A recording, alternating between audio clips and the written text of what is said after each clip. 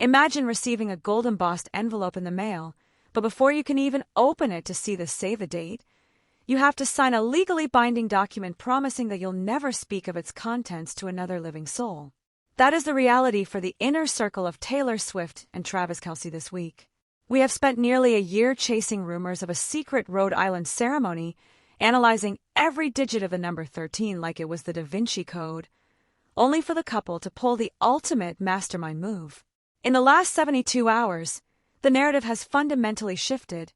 The lucky number 13 date is dead, Rhode Island is off the table, and the American royal wedding is officially heading to the Big Apple for a holiday weekend that will likely shut down Manhattan.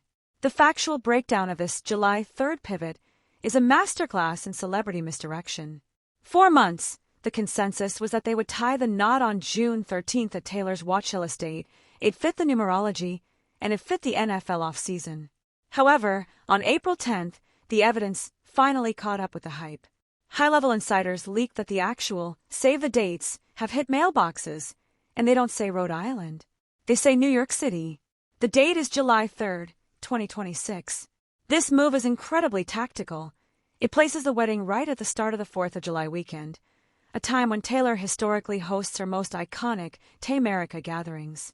By choosing New York, they aren't just having a wedding, they're choosing a city that can actually handle the logistical nightmare of 300 A-list guests and the inevitable wall of paparazzi that comes with them.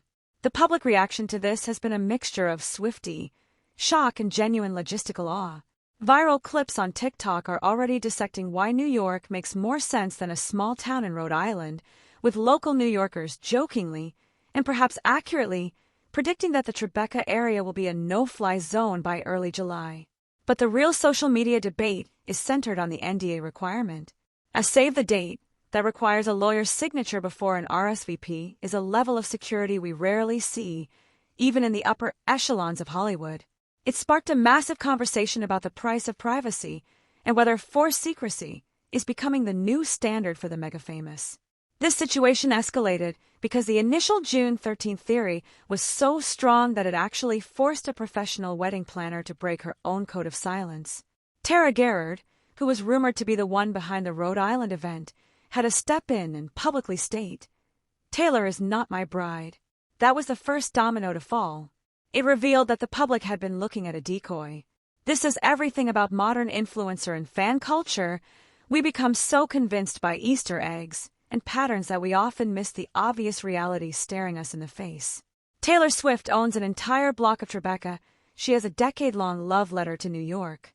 The city was always the secret weapon. Add original commentary and analysis. Why does this location change matter? It's about the reputation of the Swift-Kelce brand. Moving from an intimate Rhode Island home wedding to a grand New York City affair signals a shift from private couple to global institution. This is no longer just a wedding. It's a production. For Travis Kelce, who just signed a massive contract extension with the Chiefs, the July 3rd date is a precision strike. It gives them the maximum amount of time for a honeymoon before he has to report for training camp on July 22nd. They are balancing the demands of a global pop empire with the rigid schedule of the NFL, and the result is a wedding planned with the accuracy of a Super Bowl play call. The pacing of the news cycle has been punchy and fast-tracked. One day we're debating Rhode Island venues. The next, we're looking at New York City logistics. There is a slower, more analytical tone coming from the business side of the industry, where experts are marveling at the Swift-Kelce economy. Local hotels in NYC are reportedly already seeing a spike in bookings for that weekend, and the 4th of July tie-in is being viewed as a genius branding move that ensures their anniversary will always be a national holiday in the eyes of their fans. We need to clearly separate the confirmed details from the online theories. It is a confirmed fact that save the dates have been sent for a July 3rd event. It is a confirmed fact that New York is the destination. The online theories, however, are now obsessing over the venue within the city. Some fans are betting on a complete buyout of the Plaza Hotel, while others are convinced Taylor will utilize her own extensive real estate in Tribeca, creating a private campus for the guests. There is even a theory that the wedding will take place on a private yacht in the harbor to maintain a water-based security perimeter, though there's no official confirmation of that yet. The conversational tone in the fan community has turned into a security watch. People aren't just talking about the dress, they're talking about the NDAs. It affects their reputation by making them seem like a corporate entity as much as a couple. This level of legal gatekeeping is a direct response to the leak culture that has plagued Taylor's past relationships. By making the save the date a legal hurdle, they are weeding out anyone in their circle who might be tempted to sell a story. This leads us to a bigger industry question. Is the NDA wedding the final death of the celebrity tabloid? If every guest is legally prohibited from even confirming the date, the traditional exclusive photo deal becomes much harder to navigate.